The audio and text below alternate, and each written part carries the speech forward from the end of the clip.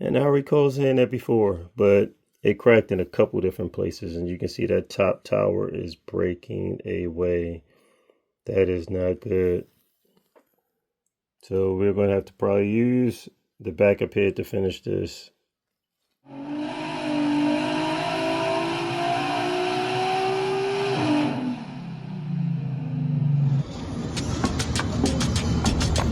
YouTube video out now, man. Like, comment, subscribe.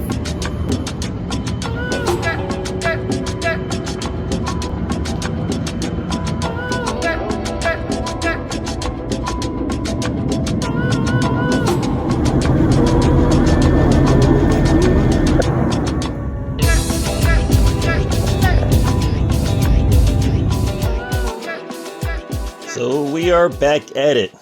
Last weekend was an extremely disappointing weekend working on this because I was making pretty good progress. I had the block ready, head all lash, cams and everything prepped, and bolted the head to the block, and the cylinder head gave way to 110 foot-pounds of torque. It cannot handle this clamping force. Hard lesson to learn. Was not pleased at all. Still irked about this, but it's a learning lesson. So, I mean, unfortunately, we had to go through this at an early stage, and luckily we caught it before several other VR6 engines with this setup end up getting clamped down that tight. So the remainder heads that we have that's been modified for the 1/2 inch bolts, we can still use, but we're not able to torque them now to 100 foot-pounds of torque. It just cannot handle that type of clamping force. As you can see right here, we have a crack right in between this little baby right there. That is not good. So that definitely had me displeased. Check that crack out. And it has halon cracks all over. All over. I just finally looked at everything, just cracks everywhere. So unfortunately, we can't use it. Have to start all over again. Here's a backup head. So I'm going to strip this head apart, take everything out of it, prep this head. I got the box with the valves and everything already sitting over here. And we'll just go ahead, take the valve springs out, put everything over here. The valves that came with this head, all that stuff that's already been machined for it. Build this head up and start again. So let's keep moving. I'm gonna turn on my music, get back into the zone, build this head up, come up with a good clamping torque that I'll decide on, and get this head mounted to the block so we can get this engine back in the car. We got to finish this build and start making some power. All right, let's do this. Cylinder head's been removed. Block is back in its original state of its revampedness with the forged crankshaft. Had the cylinder head on the workbench. I just put some marking from some of my original marking from probably a year, or maybe even a year and a half ago, where the valves all went into the proper locations from when the head was machined. So you can see these big, huge dowel pins to keep this bad boy fixed and rigid in position. So I'm going to go ahead, flip this over, put it on the stands, and start removing the valve springs. This head has been stripped. You can see this was our first one. Teddy's on there. This was a learning experience for both of us. I mean, we was chartering into a new territory with trying to build up the VR6 block with some heavy duty hardware from the get-go. And don't get me wrong, a lot of people, you can start off and then see where the failures are and work your way up. But we wanted to start off pretty strong with some good heavy duty bolts and hardware and good clamping force from what a lot of the others have gone through and experienced. But just through my research and development, I realized a lot of the lifting of the cylinder heads was not necessarily related to the clamping force of the head studs and securing the head more so to the block. There will be a lot that disagree, but by the time this video is out, I'm pretty sure I would have already proven my theory. So we have the backup head on the floor, got my air impact We're going to knock the valve guides down so that we have better valve clearance from our camshafts. And let's get this bad boy moving. I sprayed all the valves with some lubricant because I do not want to hammer them down dry. A little lubrication to help initially push the valve guides down a little bit without it being too much extra friction from the top part that is exposed and pushing it through into the port. Like you can see how high these bad boys are sticking up. I'm going to knock them down close to the base level so that way the top of the valve guide where the valve stem seal sits at, it'll be a little bit closer to that base surface. So I'm using about around 55 to 60 psi as I knock the valve guides down a little lower. You definitely want to maintain somewhat of a lower pressure on your regulator when you're knocking these down. My first go around, I had the pressure up to like 90 or 100 psi, and it knocked the fuel down further than I would have liked. And I had to flip the head back over and, punch them back up a little bit. So, of course, people may not be sharing much videos or anything like this, but this is just some extra informative information just to help others and sharing knowledge of a controlled, movement with this. And as you can see, not too much pressure. And I can just slowly regulate and knock them down to the point where I'm satisfied. Each one, you see the lubrication in there, nice and shiny. And each one is popping down, very controlled. Next step, now that we have the valve guides knocked down a little bit further, I'm going to use my cutting tool and we'll start cutting these down so that way they're not sticking out as far as in the port and it won't restrict our airflow. We want as much air filling these cylinders as possible. I'm doing this outside because I don't want to get these particles all over inside my house. I definitely have my face shield as well as goggles on. I'm going to have a little extra protection because this can get a little messy. So we'll go ahead and start trimming down these guides and making prep so that we can get this thing put together. Now this is insane. It's valve guide, brass, or brilliant, whatever type of material is made of. This is everywhere. Well, it's after 11 o'clock. I'm going to wrap it up for the night. I'm surprised my neighbors didn't call the cops on me. I've been out here grinding and sanding, and my compressor's been running and blowing debris out. It's been crazy, but I'm pretty satisfied the way it turned out. I pretty much grinded most of all the valve guides down, and pretty much close to port matching them. So they turned out fairly good.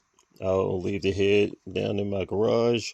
Tomorrow I'll pressure wash it just to get the remainder debris out and prep to start back putting this head together. So that's a wrap for the night. That's all, folks. Bro, grinding. Yeah, I'm recording you. oh, getting it in. Pulling out these valve guides. Getting it in. Yep, yes sir. What's the point of doing that?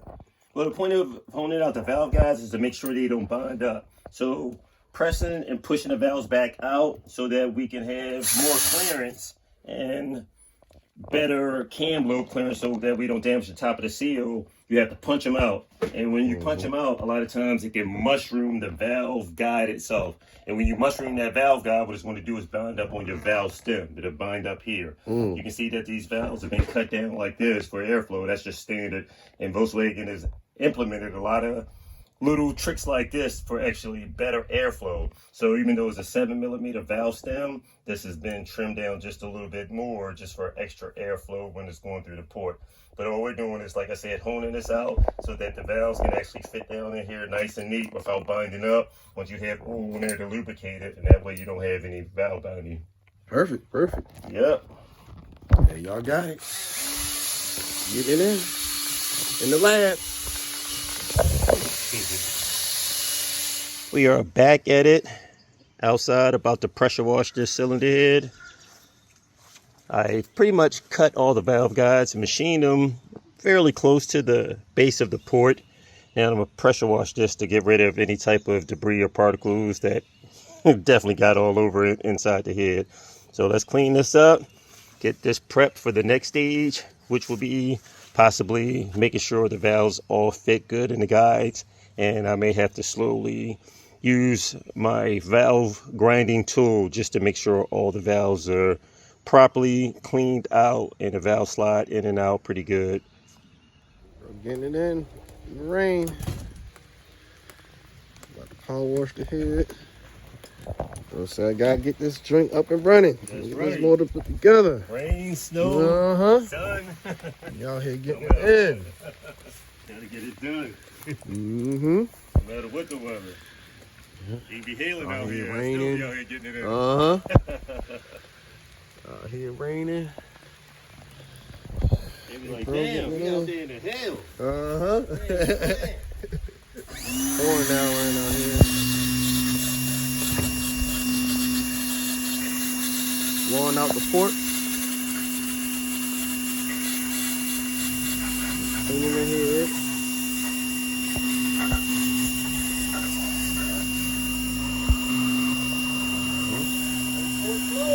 Yep.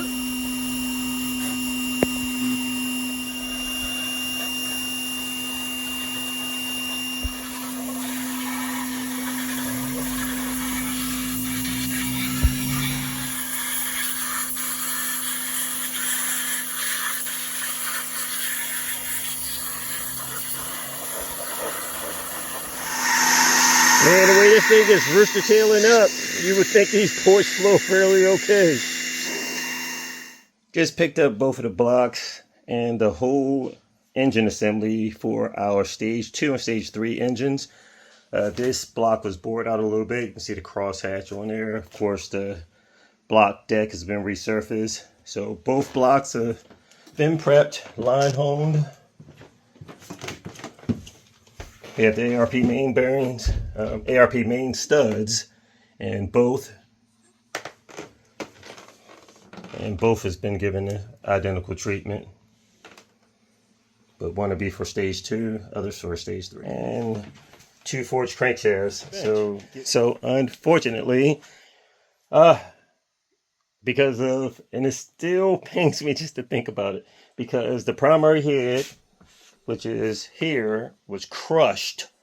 The center tower was crushed because of the clamping force for the heavy duty 1/2-inch ARP bolts. It was too much for the head to sustain. So his backup head will be going onto his original block that was in his TT. This block has been refitted with the forged crankshaft and a few other little mods and tweaks since it was out of the vehicle. But either way, let's get this thing put together. Finally have that stuff back from the machine shop. It definitely cost me a pretty penny. But now hopefully I can get back to focusing primarily on getting the original stage 1 done and completed, up in the car and running. So let's continue with the flow. This head has already been, for the most part, pressure washed. The valve guides have been pretty much cut down so that way we have that extra clearance. It's not protruding too far into the ports, because I repositioned the valve guides so that we have extra clearance for running future higher lift camshafts. But either way, let's keep it moving. We're pretty much ready for assembly of the backup head. Everything's already been power washed and the valve guides have been honed out. So next step is I'm going to install my valve stem seals. I have all my valves prepped and staged up. We'll install the valves next, and then we'll go ahead and make plans on installing the valve seats, the springs, the keepers, the retainers, all of this stuff, and getting this backup head pretty much assembled for preparation for solid lifters. Where I left off with the original head before it crushed. All right, let's get with it. After hours and hours of adjustment back and forth, this cam has been out of the cylinder head possibly at least, I want to say, 8 times today. But we have all the latch caps, all the shims and everything in here adjusted properly. We are adjusted at 8 thousandths across the board. anywhere between 8,000 and 9,000 for the most part. So that's what we wanted to keep this camshaft set at. On the exhaust, we normally take that, lash that at 10,000. So next step is to bolt this onto the block and not have a repeat of what happened 2 weeks ago with over torquing. We definitely will not go to 110 foot-pounds of torque. We definitely will not do that. We're going to be a lot less than that this time. So let's go ahead, get this onto the block, and get the head studs in. So we have the head gasket back on the block, dowel pins inserted, and I had put 2 extra coatings of our special type of sealant on top of the head gasket so that way it can seal a lot better. Next step is let's lift this heavy cylinder head onto this block and start installing our head bolts, or head studs to be exact. Let's get it in. So I just gave a sigh of relief. I've torqued this down to the final spec of 65 foot-pounds of torque, and you can see my original sheet before when I was torquing down the last head. And of course I got to that 65 and went 2 more stages above that. That 90 and 110 is what sealed the fate. So we just stuck with 65 this time. That's a lot more safe. I was carefully checking like each section for any type of cracking or anything. And everything looks really, really good. So I was that last ramp down of 65 foot-pounds of torque. Ooh, it was a little chilly. But as far as I was gritting my teeth, pulling that torque wrench around, waiting for the last click, especially on this third tower, because that was the one that gave way when I was torquing the last one. Third one or the fourth one. I can look at the other head over there. But yeah, yep, right here, this third tower over here. And that thing collapsed and I wanted to scream. My heart just dropped down to my feet. And I was like, I got to start it all over. So the backup head has been built. We have solid lifters in this bad boy. It's all lubricated as far as the cam lubes, and cams are somewhat pretty much timed up. You can see the notches right there. I had the plate in when I installed the cams just to make sure they was in position correctly. And of course, when you're dropping the cylinder head on there, you want to make sure you have everything lined up properly so you don't push your head on and not have your block at TDC and end up damaging your valves. So that would not be good. But we're in, we're torqued down. Oh man, sigh of relief, like I said. Make some pretty good progress with the VR6 engine. Have the adjuster housing in position, torqued down, all my hardware up top, torqued and marked. And I'm gonna just drill this timing lock for my camshafts. Drill it just so I can bolt it in position when I rotate the engine around, or if I'm doing any movement, this will stay fixed in position. Yes, we're all looking at this together for the first time after the revamp of these dampers. Let's see how they turned out. Hopefully they turned out good. We'll see if they're easy to open. On there. And let's see if the engraving matched, because apparently they had problems with and needed to come up with a new file to see if it matched. Let's take a look. This thing is in there. All right, for the first time. Oh yeah, baby. Check that out. Looking good, looking good. Elite performance. Oh yes, looking good. Look at that. Audi, Porsche, VW, VR6. Yes, indeed. All laser etched in there. Yes, sir. This is sweet. Check that out. This looks beautiful. See, that's certified. It's the real deal. Turned out good. Elite performance. Sweet. Cool. Yep. How you That's think? what What you think about it? I Look think good. it's nice. I think this is the game changer right here. We the first to do it on the VR6s. Built-in crankshaft trigger. You know, this is the first. So bring that new products to you guys so we can take performance to a whole nother level. Yes, sir. It turned out good. Lead performance, got all the stuff in there. Mm-hmm. Audi, Porsche, VW VR6. Yep. Came out real nice. Yeah, first to do it. Mm-hmm. Got the ATI damper, certified for the VR6 group. Mm-hmm. It's for the VR6 forged crankshaft. Cool. Sweet. Perfect. Look good. Turned out alright. Cool. So my head and everything is pretty much assembled for the most part. Right now what I'm doing is removing the studs and using red Loctite to Loctite each one of the studs. It's not necessary, but a lot of times I just like when I go to remove my nut off of the studs, the whole stud will pull out the cylinder head. So I'm just taking the precautionary measures and just Loctiting everything in position. I've used green Loctite instead of the blue this time, and that green Loctite locks so good that it literally pulled a lot of the studs out. So I just said, forget it, go back in, use red Loctite on the studs, and then I'll use the green Loctite back on the top. So let's keep getting this moving. I have my upper timing chain installed. What I usually like to do is when I install my adjustable sprockets, I'm using Schimmer Performance sprockets with some ARP bolts to secure them onto the camshafts. What I like to do is pretty much center my sprockets so that way I have adjustment for my cam overlap. As you can see, I have my exhaust sprocket loose, and you can see the sprocket right here. If I go to pull on my tensioner, I got room to adjust right here back and forth. So I can actually play with my overlap with having it centered, whether I want it to advance or retard. So I'm going to go ahead and torque these bolts down now. So we're looking pretty good. All my timing gear is installed. I've rotated the engine over at least 8 times, and everything is lining back up on point with every rotation. So let's do a double check. My chamfer tooth right here on the side of the block, as you can see, that is lined up perfectly right there with the crankshaft.